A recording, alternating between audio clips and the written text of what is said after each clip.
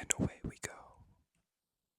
Today, I'm going to be doing my very first walkthrough and voiceover. I'm really excited about this video because we went to the new Indianapolis Motor Speedway Museum. So you see us here coming down that ramp that I showed you in the other video. This goes under the track, and as you get to the top of the hill, you see the Indianapolis Motor Speedway Museum. So when you first walk into the museum, you're greeted by a very modern lobby, very bright, very pretty, very clean aesthetic. Now, the museum was first established in 1956, and it went through a significant transformation and reopening in April of 2025. So it was a $60.5 million renovation, and here you can see some of the names of the people that contributed to the renovation of this really amazing museum. Now, this museum has a bunch of exhibits. It covers over 40,000 square feet, and it's updated with 7 permanent structures and 3 rotating galleries. Now, these include immersive experiences and exhibits and interactive games and technology, which really showcases the history of racing here at the Indianapolis Motor Speedway. When you first walk in, you see the gasoline alley experience, which is really a journey from the very beginning of racing at the IMS, and it showcases the evolution of the garages and the cars from the early 1900s all the way up to the present day. This was really cool for me because Gasoline Alley is just a very iconic part of the Indianapolis Motor Speedway. I got to go with my mom, and I went right before I had to get on a flight, which was nice because I felt like I had to pace myself to get through everything. But I would love to go back and spend some more time, because as you can see already, there is so much information. On this side of Gasoline Alley, we have a bunch of memorabilia and artifacts from their respective time periods. Looking at this helmet, like, look how cool that is. It is, I don't know how protective it is. It looks like something from, I don't know, Game of Thrones or something like that. But it was really cool to see a lot of this with my mom because she's from Indiana as well. And not that she was alive in the 1900s, but it was really neat to hear her talk about her experience of growing up and hearing her parents talk about the Indy 500, and then hearing her experience as a kid and then as an adult. So I will definitely cherish this memory with my mom forever because it combines something that I truly love so much with her experience, which was really cool. Here we have a map of Indianapolis, old broadcasting and radio systems.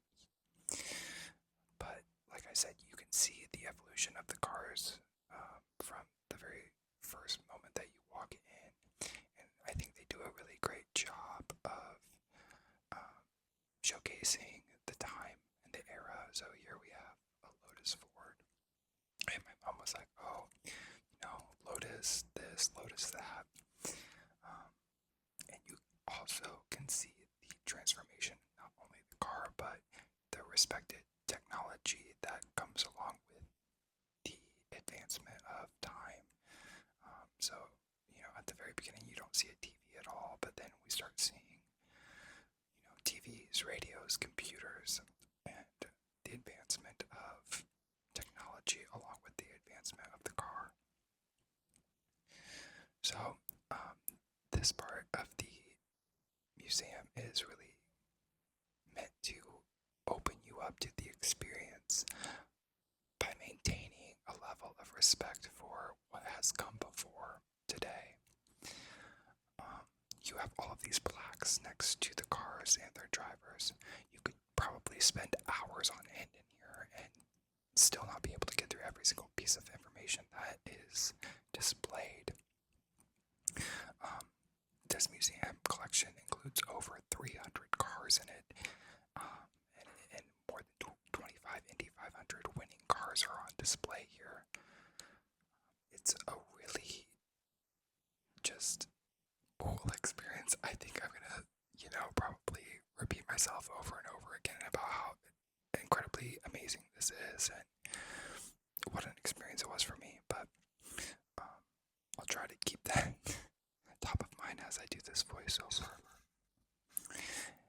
I wanted to point out that this is the part where we start seeing the evolution of the track, not only the technology. So this displayed the Brickyard 400, the first time that the IMS had a NASCAR race. I was telling my mom that I remember seeing a hat down in our basement while I was at home, and I just thought it was really cool.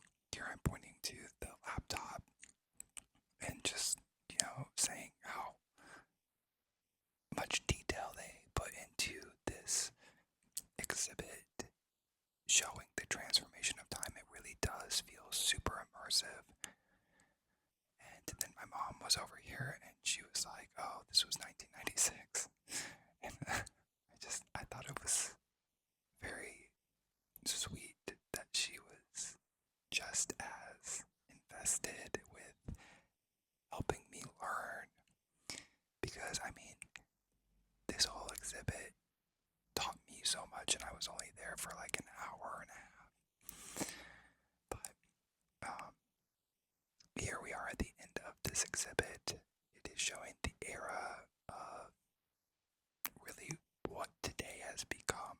As you can see, more modern suits, advancements in technology, brandships, partnerships, the level of the soil, what it looked like, the surface with just the bricks, and then when they repaved it. So the Brickyard is known as the Brickyard because the entire oval was paved in bricks, and at the time it was truly like the state of the art. Well, over time and with repairs, they paved over it, and now there is just a yard of bricks that stretches across the track, and that is known as the Brickyard today. It has become the most famous, yard of bricks probably in the entire world. And it's tradition for the drivers that win to come down and kiss the bricks at the end of the race. So as we move out of this entry exhibit, you are seeing more familiar sponsorships, more familiar names of drivers and teams. And here we are going to be entering one of the most immersive and amazing exhibits I've been in a very long time. So this exhibit is known as the Starting Line Experience.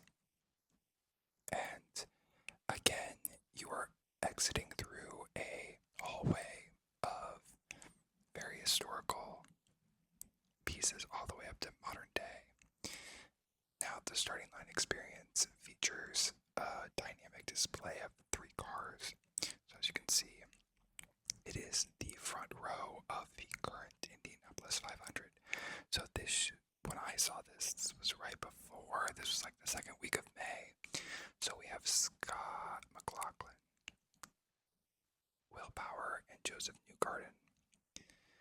And since I've made this, or since I recorded this video, they have changed it because we now know the new starting lineup. So the cars are different. They're probably the same cars with different wraps. But I just think it's so cool how that is transformed every single year. So depending on when you visit the museum, you will see the respective cars of that year's starting line. This is probably like the most immersive because they rounded the walls and did an entire wallpaper of, they probably took like a 360 photo and wrapped it and then had the video board go across the top, and then you see the yard of bricks, which is the start-stop line, or start-finish line. This plays an entire immersive video. It has audio and just visuals, and the way that the sound is just really takes you to another realm. It makes you feel like you are actually standing on the starting line of the Indianapolis Motor Speedway. Hearing Jim Neighbors sing Back Home Again in Indiana, which is a classic, it made me very nostalgic to be truly back home again in Indiana. Another cool part of this experience is I think it's like a 10 to 15 minute video. You learn about the evolution of IMS and the pomp and the circumstance that surrounds itself with the Indy 500. A lot of these drivers say that they would rather win an Indy 500 than win their respected world championship, which is crazy to think about. But I was a little antsy because we walked in like halfway through the video, which I was okay with. But I really wanted to go up to the cars, and you kind of have to wait until the video's done playing to go up to them. But this is the part where the announcer says, "Gentlemen, start your engines," and each of the cars lit up, and you feel the vroom, the beat in your chest. It feels like the cars are actually starting. And once they start, it takes you through a very brief display of what the Indy 500 is, and then it resets, and then you're allowed to go walk around and look at the vehicles. I wish that I could include the original audio from this. I'm pretty sure it might be copyrighted, like at least this video is probably copyrighted, and it just is too loud for an ASMR video. Let me know if you want a non-ASMR video of some of this content, because I would be happy to upload it, as the way I recorded it. But here's the part where the video is now done. It resets to the original IMS, or the best that they can do on the video board. You cross the line of bricks. Here is the yellow submarine, the Pennzoil number 3 of Scott McLaughlin. He is a Penske driver, and this part was really cool. You can you can't touch. I think it might say do not touch, but I mean, there's no guardrails on it. There is a plexiglass screen, so you can't reach inside of the cockpit and play with the steering wheel. I mean, these are just, stock model cars. They're not the actual vehicles that were in the race, but they're wrapped in the livery of the current front row. So here's Will Power's car, number 12. And see, you can see the plexiglass there, but I mean, it gives you a really good representation of the size. I mean, when you're standing, I'm 6'2", and these cars are very small, very aerodynamic, and after looking at F1 so long, they're much smaller vehicles than F1 cars. That's why they go 240 plus miles an hour on this oval. And here is the number 2 current reigning Indy 500 champion, Joseph Newgarden. I'm not the biggest fan of Penske, and I am hesitant to say that on this channel, because if you are a race fan, so we can have different opinions and we can be friends, but they've had a history of not so great things, and I just urge you to look it up if you don't know what I'm talking about. So you walk through this exhibit and you are greeted with the renovation of the museum, this grand staircase right here, and then to the side you have the Penske exhibit, and then where we're walking now is the more immersive side of things. So this is the qualification or qualifying zone, and it's geared a lot more towards kids. So here is over like a little playground, but then it's also geared towards adults. There's a sim. I don't know if it's actual racing. I think it's like a qualifying lap simulator. But starting at the beginning, we have an area for the young kids, and I thought this was really cool. It goes through all of the flags and their meanings. So a checkered means finish, red means stop, black means that you are removed from the racer, there's a penalty, and yellow is caution. I thought this was really, I'm 31 years old, and I was playing with this, and I could have played with it a lot longer. But this part was so cool. Here is a deconstructed IndyCar display. So this explores and details a deconstructed Dallara IndyCar chassis. It shows an augmented reality with the iPads, providing insights into really how Indy cars are engineered and the components of the vehicle that make these cars go so fast and are so just amazing works of technology. This area also gives you the opportunity to have a reaction time test, so it'll challenge your reflexes with interactive stations and games. And then there's also a pit stop challenge. It'll test your skills at, how quick you can change a tire and, move under pressure. I got to do one of these at the F1 race that I went to. They have a pit stop challenge, and it's actually like a competition, and I actually was like top 5 of the entire weekend. Over here, you will see the pit crew and what their jobs and responsibilities are, as well as you'll be able to lift up an actual, well, I don't know if it's actual, but it's a simulated screw gun and how heavy it is.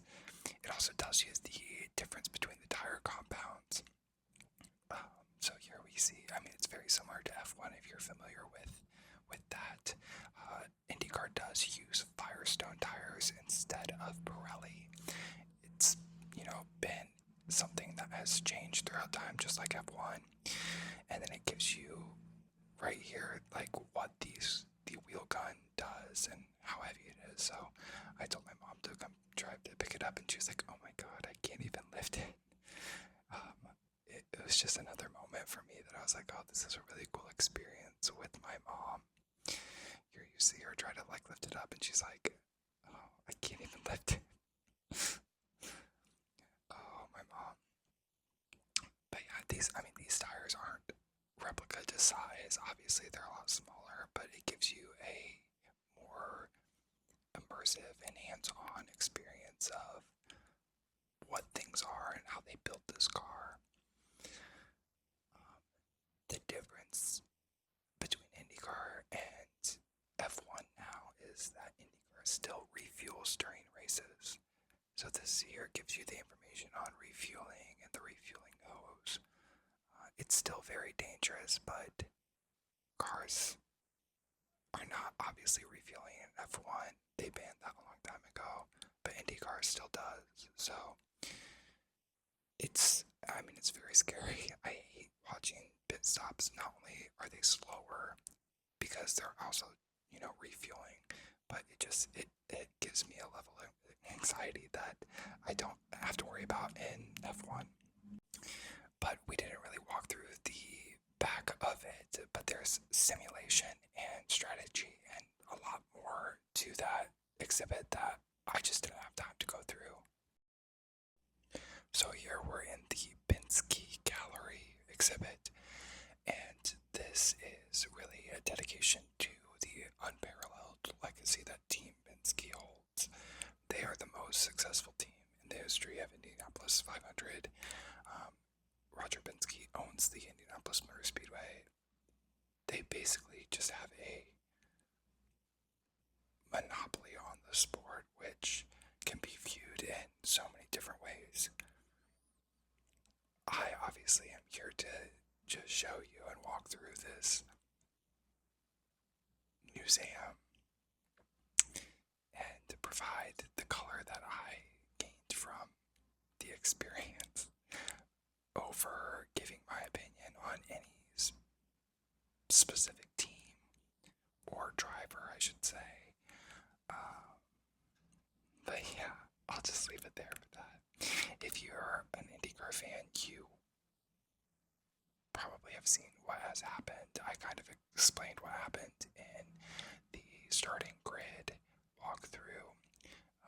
I'll link that above if you haven't watched that yet. It's the 2025 Indy 500 starting grid.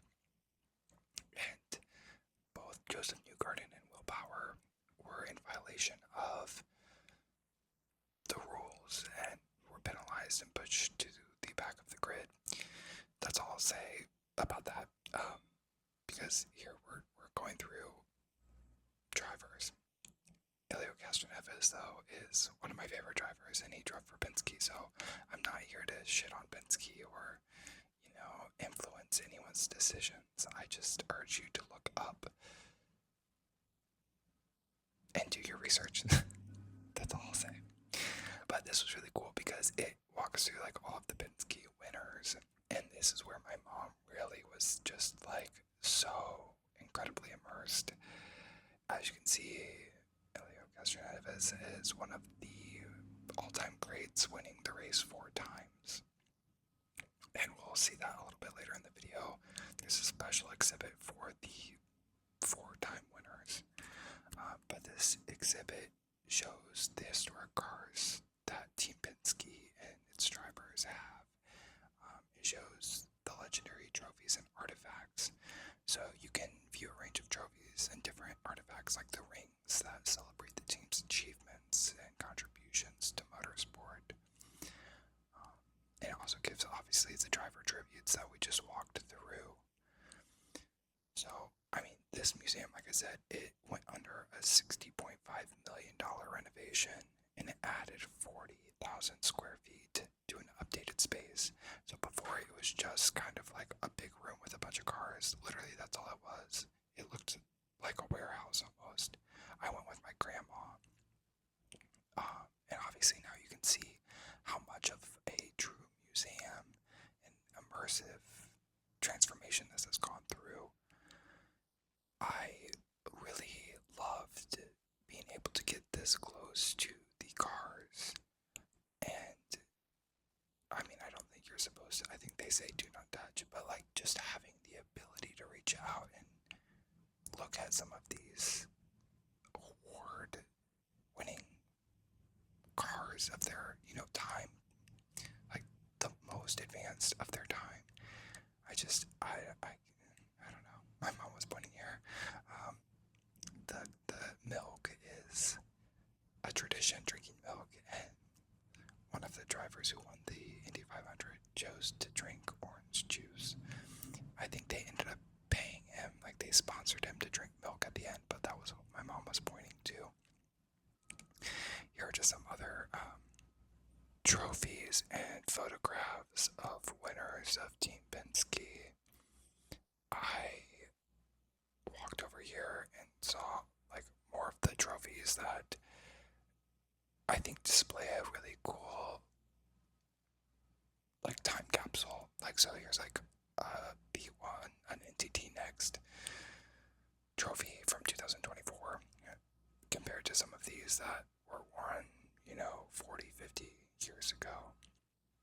Also, I didn't mention when we first walked in, but the driver uniforms, seeing not only the difference in the team uniforms, but seeing the transformation of the safety of those uniforms is really cool. Here we have Joseph Newgarden's 2024 winning Dallara. Now, I keep saying Dallara. the chassis of the vehicle. So in IndyCar, you only get the option of one chassis. I think it's an option.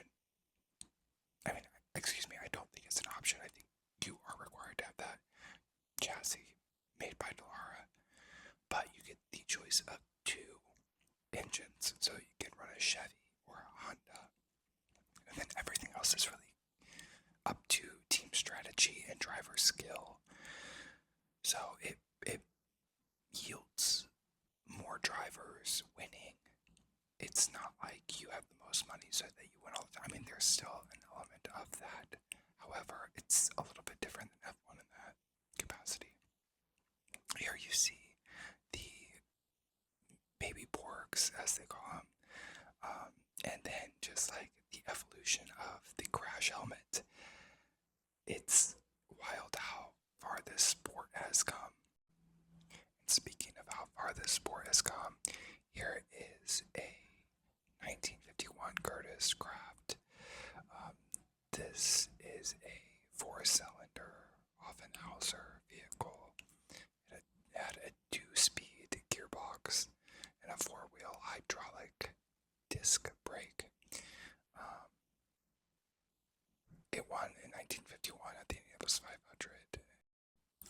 Over here we have the 1988 Penske B17, which really is a hallmark in IndyCar history. At the 72nd Indianapolis 500, the B17 showcased its prowess by securing the entire front row in qualifying. So it was Rick Mears, Danny Sullivan, and Al Unser Sr. Ultimately, Rick Mears took the checkered flag, marking his third Indy 500 and victory of Team Penske's seventh to win at the event, which is really important to know because the next time that happened was in 2024 with Joseph Newgarden, Will Power, and Scott McLaughlin locking out the front row for Team Penske since that happened. Over here is just some more trophies, but I wanted to show you a view of where we are. We're in the middle of the racetrack. Well, not the middle, but like the edge. We're in the infield for sure, but we're in between turns 1 and turns 2. If you are familiar with the oval, which actually is not an oval, it's a rounded rectangle, thanks to Will Buxton. It's not a true oval because there are 4 straights. There's 2 straights, the main straight and then the back straight, and then there's the short chutes that happen between turns 1 and 2 and 3 and 4. So over here are more trophies and rings. Like I said, this showcases so many rings across Team Penske's really empire of motorsport racing. It showcases rings from IndyCar, from NASCAR, and so forth. But here we have the 1994 Penske BC23. It was an Indianapolis 500 winner. And then over here is a really cool section of the exhibit that showcases the legendary engines of Team Penske and also just the evolution of engine technology.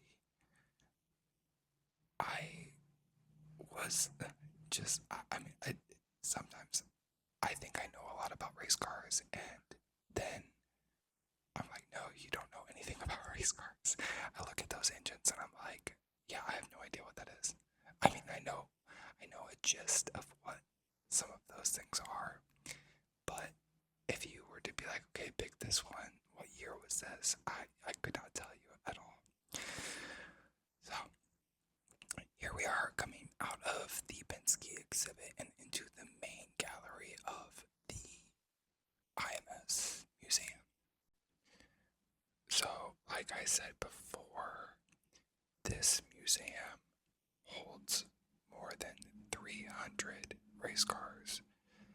It has more than 25 Indy 500 winning cars on display, such as the 1911 Mormon Wasp,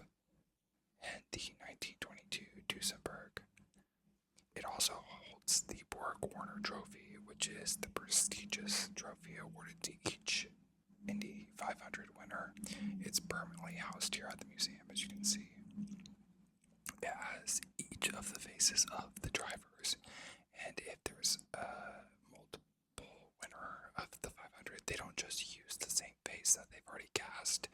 They do another cast of that. So we have, four-time winners here, and each of their faces are distinctly different from the time that they won the race, which I think is just so cool. You also see the history of the rings and the baby Borgs and the partnerships with brands. The glare was a little harsh here, so I apologize for that, but I don't know, like seeing the Borg Warner up close in person is wild. It's just, I don't know, I guess I grew up in Indiana. I spent 18 plus years of my life in the heartland of Indiana, and I was always really annoyed because I wanted to go to school and be a performer and live in the city and get outside of Indiana. What was Indiana good for other than racing? Here we are with the Wasp I was talking about in 1911. But I always hated when people were like, oh, you're from Indiana, what do you have other than the Indy 500? And now I'm like, that is like the coolest thing. It's like when you accept something about yourself that you might not have liked for a long time. Not that I didn't like racing, but I don't know, it's just a full circle moment for me. Here we have Dan Wheldon's car. This was really emotional for me because I saw Dan Wheldon race the Indy 500 before he died, and I don't know, it just hit 2011. But being back in Indiana now that I don't live there full time, and having the opportunity to see the advancements. I mean, I went to this museum before it was renovated with my grandma. My grandma used to take me to the IMS and watch practice. I have a hat of the Indy 500 logo from 25 years ago. And I really didn't care, to be honest. Like, I loved spending the time with my grandma and going, but I was too young to really appreciate it. And so seeing this museum and the work that they've done to this, and seeing the evolution of IndyCar, the safety advancements, the driver skill, the team skill, I don't know, it just really is a special place for me. I think I was pointing at this because I was like, it looks like Chitty Chitty Bang Bang. That's where the theater part of me comes out. But I was saying how I love I don't know the technical term, so don't roast me in the comments, but the belts that keep the engine cover closed. I think it's so classic. Like, I mean, these cars are incredibly not safe. But boy, are they fun to look at and idolize. You can see my mom walking around. This part was really cool for me too, because this is like the most open part of the exhibit where you kind of just aren't led to what you want to learn about. You kind of have free reign and, ability to move about as you please. It's not like you're guided through an exhibit like Gasoline Alley that shows you the history from start to finish. This is really an open space. And this was really fun for me because I was doing, my own thing, learning myself, and also trying to get as much information as I could to show you all. But you can see my mom like pacing back and forth, and she would like be halfway across the hall and be like, oh Jake, look at this.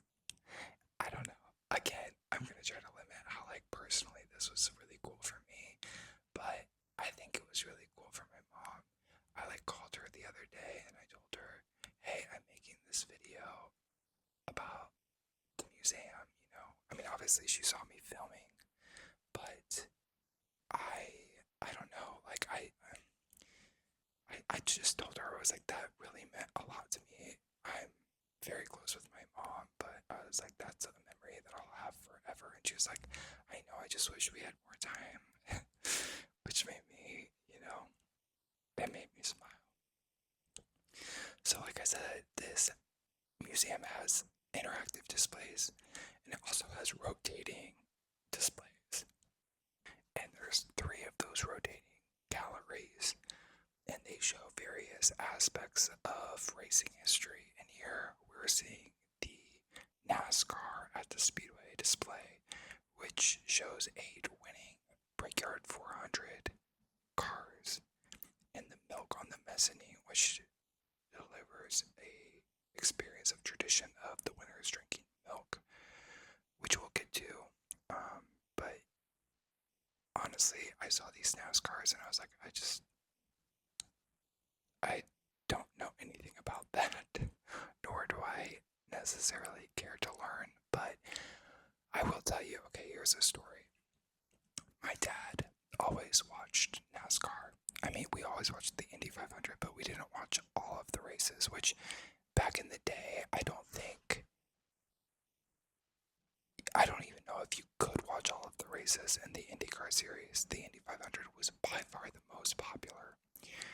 But being in America, NASCAR was very prevalent. And so in, you know, the early 2000s, my dad always watched NASCAR, and I thought it was the most boring thing in the entire world. I still don't enjoy NASCAR. Again, I respect it. It's not for me, and I might do some NASCAR stuff in the future, but like as far as like as a fan, I'm not into stock car. I'm much more into open wheel racing. I digress.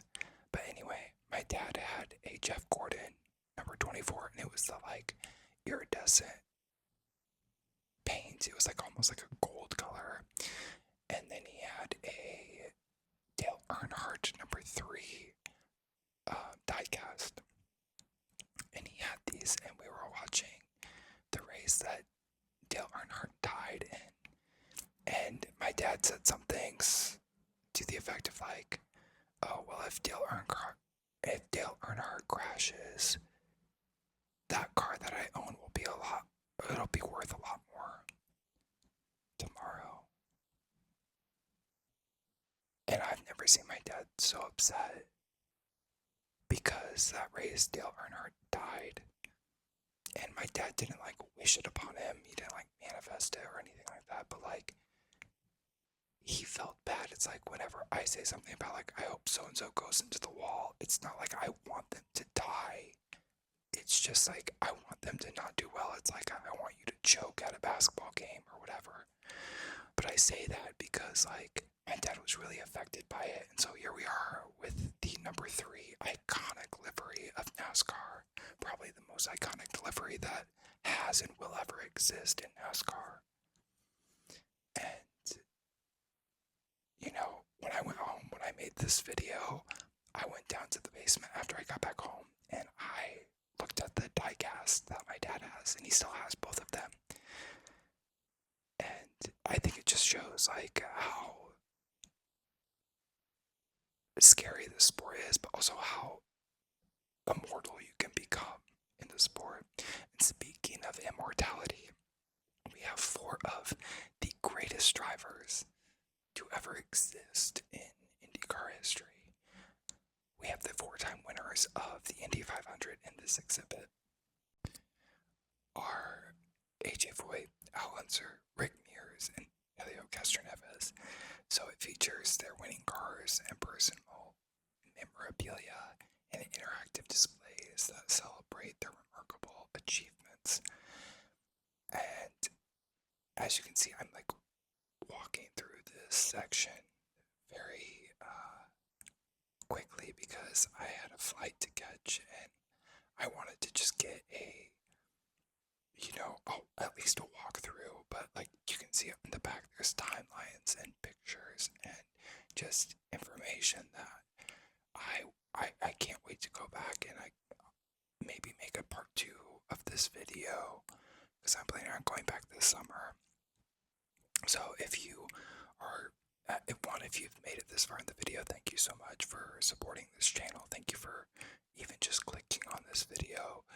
I decided to make an ASMR channel because I love ASMR. I've never done it before, but I love IndyCar and I love Formula One, and I have so much content, information, memorabilia that I want to share, and I think this is like the perfect way to do it. And as of this video, like we surpassed, I was gonna make like something special for our 100th, subscriber, and now we're already at like 165 subscribers, which I hope like in the future I look back and I'm like, that was nothing, but you are like the foundation of this channel, and I cannot tell you how much I appreciate you. So if you want to see more of this, please subscribe, please like this video, comment what you like, comment, any suggestions or like technicalities that you might like in the video, and I'll do my best to accommodate. But I just wanted to, take a moment in this video to say thank you, because I'm not doing this for money, I'm not doing this for clout, I'm not doing this for anything, but it's really nice to build a community with people that have two very niche, markets, ASMR and racing. So thank you. Okay, back to the video. We are up here on the mezzanine, and it's more of a post 90s to today experience of the sport. So some of the highlights included are Alex Ballot's first fire suit. Here you see the Purdue marching band outfit, which Purdue is iconic for accompanying back home again in Indiana. It's a beautiful song. You see here the mini marathon and the rookie run, which I've done both multiple times. The reason I was home for this race was this mini marathon. It's a half marathon, 13.1 miles. I have that shirt. I have that medal. This was from 2024. And I came to this museum the day after the race, or I guess 2 days after. It was Monday when I left, but it was just cool to see a medal and a t-shirt that I have that is now in a museum that will live on for so long. I don't know. I'm just like smiling ear to ear right now. This was really cool. I didn't know the winner of the 500, they got a coronation crown. Like, the fuck? The fuck? Like, honestly, the fuck?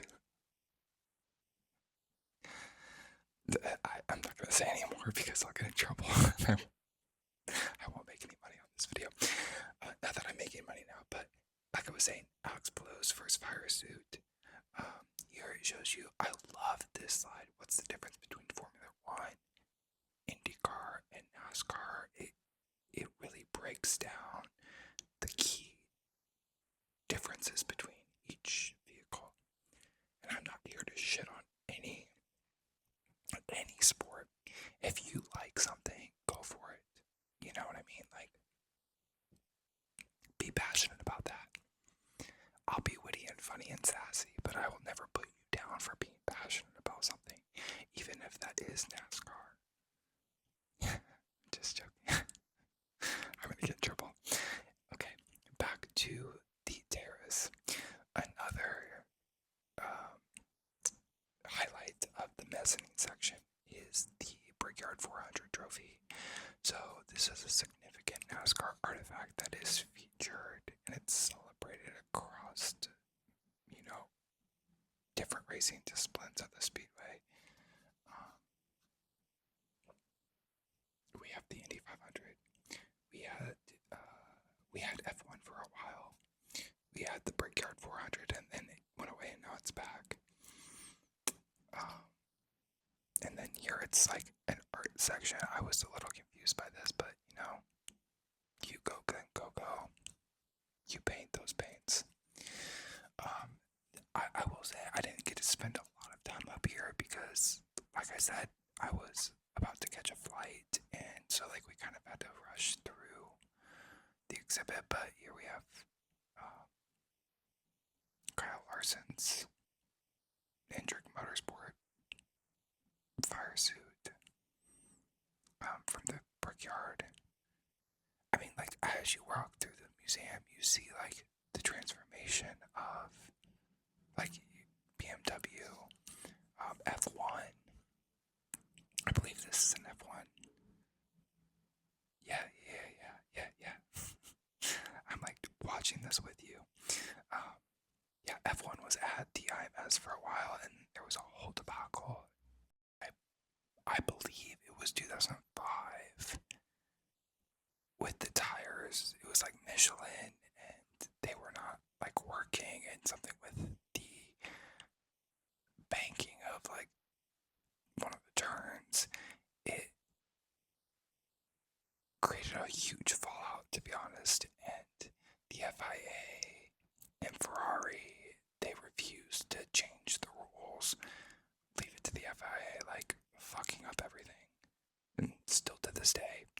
But the Indy 500, or excuse me, the Indianapolis Motor Speedway hosted the USGP, which is now in Austin, which is just very ironic because that's where I live now.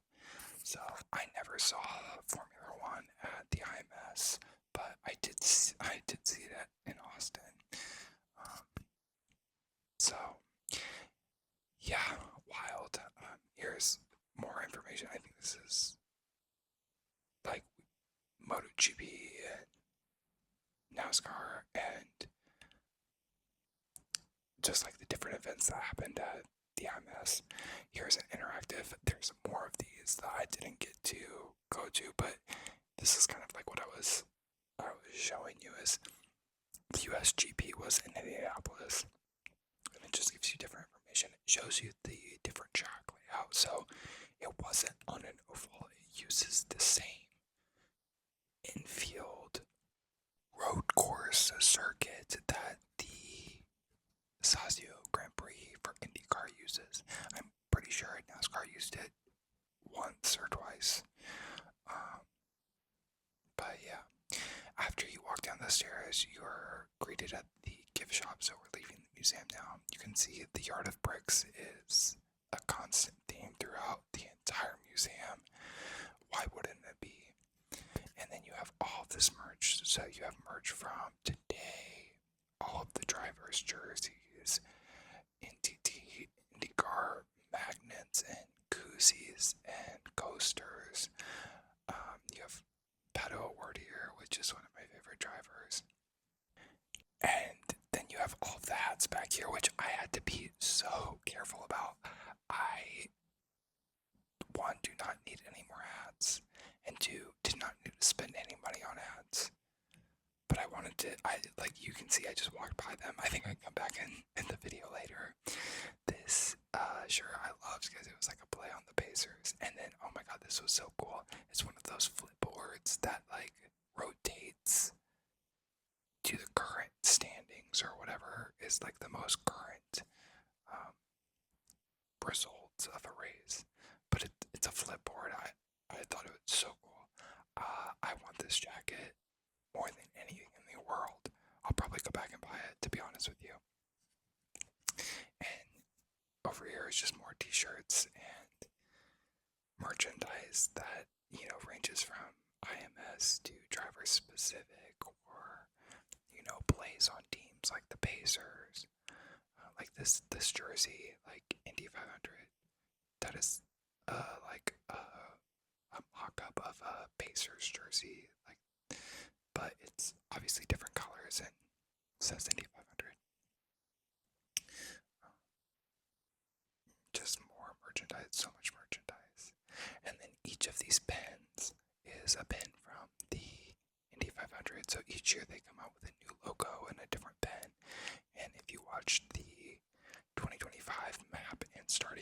video, you saw the pin that I got, that my mom got me. So thanks, Mom. But that will go up on that board too. And then over here we have a pagoda made of Legos. I don't think it's officially Legos. I think it's like non-branded Legos. But I also wanted this to play for our podcast that I have, called F Wonderland, if you want to check that out. But I decided not to get anything because I was just like, I'm not spending money. I was also like literally about to go to the airport after this, and I was like, oh, maybe I need this for my balcony on my apartment. And I put it back. I think it was like $30 or something. I was like, for a flag, no. It probably wasn't that much. I don't know. I'm not even looking. I'm not zooming in on the video, but I loved this white hat. I love the piping on a hat across the bill. And then there's all these die cast and little models of helmets and different cars, different drivers, and then the kids section, of course. And a little sticker decal. And oh my god, this is so freaking cute. My mom was like, I want to buy this for you. It's Alex Ballot's diecast winning championship car. And she was like, I want to buy this for you. I have a Pato Award one already. And she, like, I think she knew I had that. The fact that she remembered that Alex is my favorite is wild. And I'm watching this back for all of you and making this voiceover. But she picked it out. She's like, I want to buy this for you. And that, I mean, I'm like, right now, I'm like smiling ear to ear. She's like the best freaking mom I could ever ask for, you know? I mean, she's the only mom I've had, I think. But, I mean, my mom is the freaking best. So yeah, she bought me that. But over here is more just like plates and like branded IMS things. This was like a little like TV tray. And then over here is like the off-brand Legos. This was like a cool like diecast mod like case. But I don't really have anything that big that I want to showcase in there. And then this little like exhibit. It's not really an exhibit. It's like a display, I should say, display case. It has like the building blocks for the pagoda, different products. And then over here we have just some random stuff. My mom was going to practice the next week, and I was like, you should wear that chain. And just like some non-like driver specific or like era specific merchandise. And then of course I have to go back to the magnets, the decals, and I think I go back to the hats again. Yep. I go back to the hats because I'm like, I need the fucking hat. So if I do go back to this museum, leave a comment. What hat should I buy? What piece of merchandise should I buy? This is a light installation at the checkout. My mom got me the Alex Ballot diecast and the 2025 official logo enamel pin. But I just thought the milk jugs were just a classic touch to the end of this experience. You walk out of the gift shop and you're back in the lobby of the Indianapolis Motor Speedway Museum. If you made it this far, thank you so much. I really do appreciate all of the feedback that you all have given me. Again, this is a new channel, and I'm just so very grateful to be building a community with all of you. I know that technicality standpoints is my first walkthrough, so things will improve, but your feedback does matter to me. But I do hope that you were able to cross that finish line into relaxation. Enjoy the Indianapolis Motor Speedway Racing Capital of the World Museum with me and my mom. Sharing it with both of you is a memory that I will never forget, truly. Very grateful. And until next time.